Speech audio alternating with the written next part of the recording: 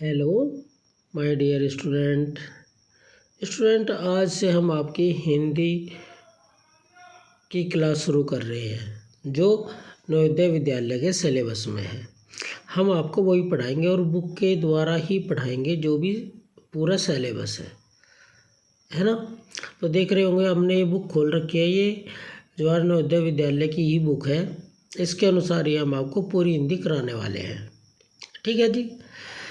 तो शुरू करते हैं हिंदी व्याकरण का आज की पहली क्लास। सबसे पहले हम इसमें आपको बताएंगे हिंदी व्याकरण में हिंदी वर्णमाला के बारे में। वर्ण क्या होते हैं, वर्णमाला क्या होती है ना। हिंदी वर्ण वह वर्णमाला भाषा की सबसे छोटी इकाई होती है। जो वर्ण होते हैं वह भाषा की सबसे छोटी इकाई होती है। ध्वनि को ही वर्ण कहा जाता है। वर्ण क्या होता है, जैसा ए आ ई है इंग्लिश में ए बी सी डी, तो ये क्या है, ये वर्ण होते हैं जिनके हम अधिक और टुकड़े नहीं कर सकते। यानी कि अगर हम इन ध्वनि को तोड़ना चाहे तो इनके टुकड़े नहीं हो सकते, है ना। उन्हें ही हम वर्ण कहते हैं।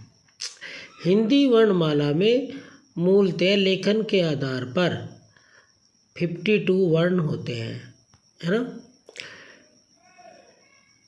जिनमें 11 स्वर, 33 व्यंजन, 33 मूल व्यंजन और 2 उपस्थित व्यंजन, 2 अयोगवाह और 4 संयुक्त व्यंजन होते हैं।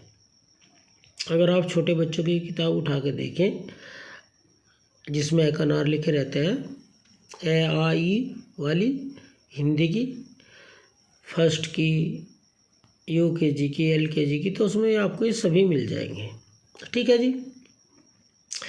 स्वर और व्यंजन को व्यवस्थित समूह, स्वर और व्यंजन के व्यवस्थित समूह को ही वर्णमाला कहा जाता है।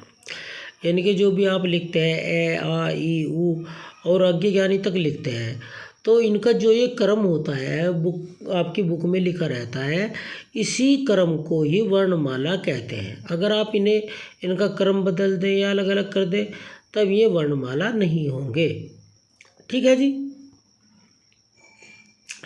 अब देखिए स्वर क्या होते हैं। जिन वर्णों का उच्चारण स्वतः होता है और हमें जिनकी सहायता से व्यंजनों का उच्चारण होता है, यानी कि स्वर में होते हैं जिनका उच्चारण करते हुए हमें दूसरे स्वर की या किसी और की आवश्यकता नहीं होती, है ना। और इनका प्रयोग करके हम जो व्यंजन होते हैं उनका उच्चारण करते हैं, स्वर वर्ण कहलाते हैं।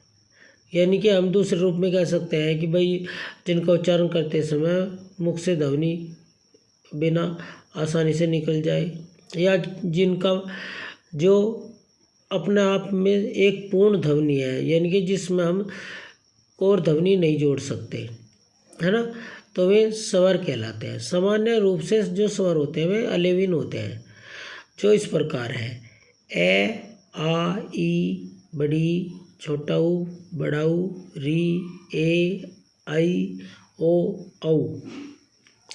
तो ये जो है ये हमारे 11 स्वर होते हैं, है ना। अब व्यंजन, जो वर्ण स्वरों की सहायता के बिना बोले जा सके, यानी कि जिन्हें बोलने के लिए स्वरों की आवश्यकता ना पड़े, ए आ ई की आवश्यकता ना पड़े, हैं, या जिन वर्णों के उच्चारण में स्वरों की सहायता ली जाती है वे व्यंजन कहलाते हैं। कै खे गे घे आदि, यानी कि आगे तक कहीं तक चले जाओ, सब व्यंजन वर्ण हैं।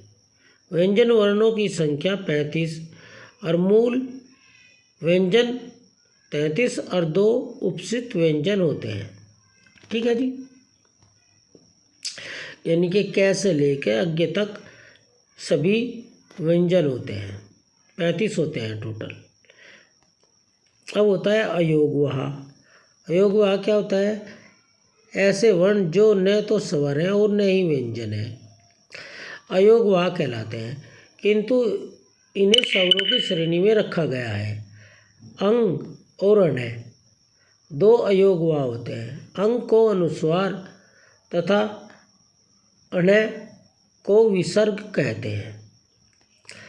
उपसित व्यंजन जिनके उच्चारण में जीभ पहले ऊपर उठकर मृदा का स्पर्श करे और फिर झटके के साथ नीचे आए, उन्हें उपसित व्यंजन कैसे हैं, जैसे ड और ढ। ठीक है जी, जिनके नीचे अंक की बिंदी लगी रहती है, ड और ढ, इनसे कोई भी शब्द शुरू नहीं होता। इन दोनों ये जो वर्ण होते हैं व्यंजन वर्ण, इनसे कोई भी शब्द शुरू नहीं होता। अनुनासिक जिस स्वर का उच्चारण मुख और नाक दोनों से होता है वह अनुनासिक कहलाता है। यानी कि जिसका उच्चारण करते समय जो हवा है वो मुख और नाक दोनों से बाहर आती हो, उसे हम अनुनासिक कहते हैं।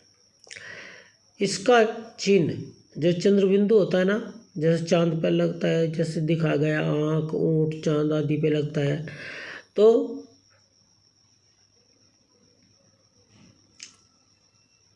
तथा वर्ण के रूप में ए होता है। जैसे अनुनासिकता के उदाहरण आँख, ऊँट, चांद आदि। तो स्टूडेंट आज हम आपको इतना ही पढ़ाएंगे, आप इन्हें अच्छी तरह पढ़ें, समझें। अगर कोई बात आपको समझ में नहीं आ रही तो आप कमेंट में भी पूछ सकते हैं। Okay, thank you for watching this video.